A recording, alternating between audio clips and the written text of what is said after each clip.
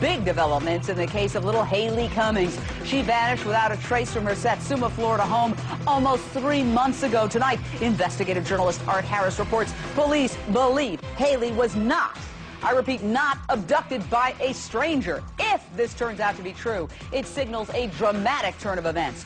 What's more, a lead member of the Haleigh Search Task Force claims he has been given the go-ahead to offer immunity to anybody who helps crack the case. Meantime, more alleged cracks in the happy family facade of Haleigh's father, Ron Cummings, and his teen bride, Misty Crosland. We will hear a shocking claim by one of the desperate dad's former co-workers straight out to my fantastic expert panel. Thomas Ruskin, former NYPD detective; Drew Findling, Atlanta criminal defense attorney; plus Art Harris, investigative journalist par excellence. Art, tell us about this stunning revelation made to you by a lead member of the task force. What is this about? They're confident it was not a stranger abduction? That's right, Jane. They are looking at people close to the families to see how this could have possibly happened. It does not have the earmarks of a stranger abduction, a lead investigator tells me, and they are narrowing the search to look at timelines of everybody who knew Haleigh and her family and to try to plug the holes and find the contradictions. Then they hope they can find someone who can put one of these key people, I'm not going to say suspects, out of where they said they were. All right.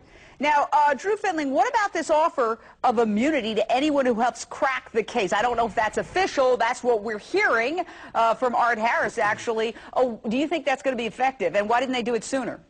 Well, because that has to come from the prosecutors. Law enforcement cannot offer immunity. You have to get permission from the prosecutors. So if you look at the law enforcement officer's statement, he said, I've been told by the prosecutor that if I can find a witness of this magnitude, we can offer immunity. That will be pretty powerful. But remember, immunity means it's going to be somebody that's real close to the abduction. If there was an abduction, it's going to be somebody on the inside, which would be critical in terms of how damaging that evidence can be against a suspect. All right, let's go to the other big story here tonight. Art, you spoke exclusively to one of Ron's former co-workers. Tell us about the conversation between Ron and Misty that he claims he overheard.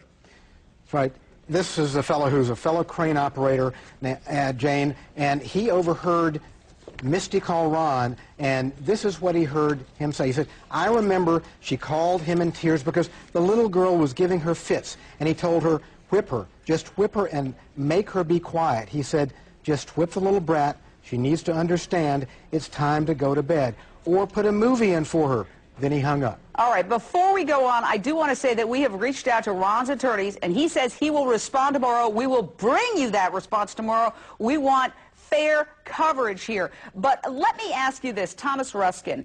Based on that conversation, do you think that cops could go in and arrest Misty, for example, for child neglect? Remember, Casey Anthony, and I'm not comparing the two, but Casey Anthony was originally arrested for child neglect because she lost her kid, essentially, right, and didn't call cops. It's a far stretch to have police go in and take... First, you'd refer to ACS, Child Welfare Services, and they would do a full investigation. Just because he said to hit her doesn't mean that Misty did it. I think there's other problems around Misty's case or Misty's defense, and I think Misty would be one of the people that I'd be targeting on, even though she passed the lie detector test, supposedly. Jane, I look at that statement as a little bit different. I think that that is a helpful statement to Ron Cummings because it helps establish his alibi. We now know he was at work. They have the cell tower records that confirm he was at work.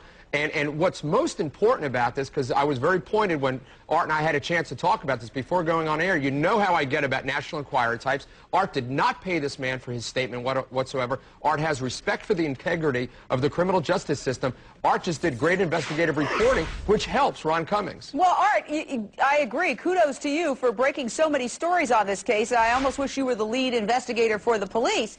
But give us the timeline here, because when was this conversation held? This wasn't held the very night. No, this was several weeks ago, Jane, before the child turns up missing. And so the investigators tell me they're well aware of this phone call and the frustration of a 16, 17-year-old babysitter with trying to keep a rambunctious 5-year-old in her place. You know, what do? You call daddy. So that's, like Drew said, I think that's how a lot of people will interpret this, as a frustrated babysitter calling dad. And he's frustrated. He's at work. He gets interrupted. And this coworker who overhears him with this phone call being rough and say, whip her, you make her be quiet, He then is very sweet and sugary on the phone at another phone call that was described to me. All right, there seems to be many faces, as you just mentioned, of Ron Cummings. Here's his tearful plea for Haleigh's return in the days immediately following the child's disappearance.